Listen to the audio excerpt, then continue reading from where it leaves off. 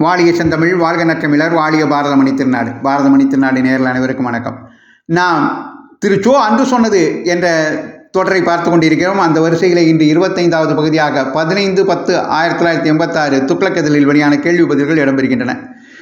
கேள்வி: ஹிந்தி திணிப்பை பற்றி நேருவின் உறுதிமொழி சட்டமாக்கப்படும் வரை இந்தி எதிர்ப்பு போராட்டம் ஓயாது என்று கருணாநிதி கூறியுள்ளாரே. இவர்கள் சொன்னால் செய்யாமல் விடுவார்களா? முந்தாள் நாள் தானே தமிழீழம் வாங்கி கொடுத்தார்கள். வேறு ஏதோ ஒரு போராட்டத்திற்கு அவர் மனதில் திட்டம் இருக்கக்கூடும். அதை சாக்கிட்டு இந்த போராட்டத்தை கைவிட்டு விட முடியும் என்ற நம்பிக்கையில்தான் இப்படி வீராப்பு பேசியிருக்கிறார். திமுக அன்றிலிருந்தே இப்படித்தான். கேள்வி: பிடி உஷா அரசியல்வாதி, ஒப்பிட முடியுமா?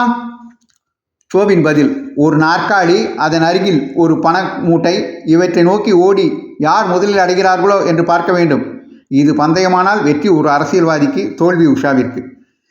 அடுத்த கேள்வி: கலைஞரின் கொடும்பாவியை எரித்த காங்கிரஸ், ராஜீவின் கொடும்பாவியை எரித்த திமுக, இரண்டு கட்சிகளுக்கும் உள்ள வேறுபாடு என்ன?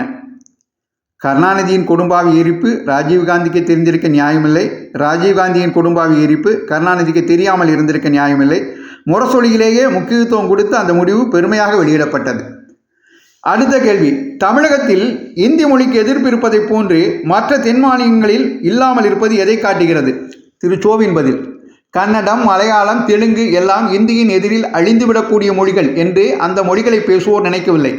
அவர்களுக்கெல்லாம் தங்கள் மொழி மீது அவ்வளவு நம்பிக்கை இருக்கிறது. அடுத்த கேள்வி: ஹிந்தியை பலவந்தமாக திணித்து தமிழர்களை அடிமைப்படுத்த முயன்றால் நான் இந்திய ஒருமைப்பாடு ஒழிக என்றுதான் முழக்கமிடுவேன் என்று கருணாநிதி கூறியுள்ளாரே. சோவின் பதில்: சம்பந்தம் இல்லாமல் தான் பேசுவேன் என்று சபதம்.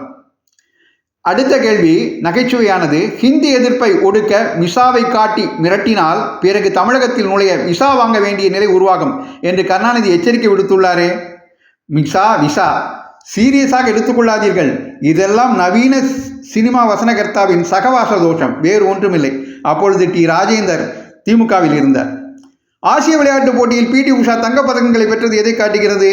மானத்தை காப்பாற்றினார். ஆசிய விளையாட்டுப் போட்டியில் இந்தியா பெற்றுள்ள சில வெற்றிகளை பற்றி என்ன நினைக்கிறீர்கள்? பெண்ணே நீ வாழ்க.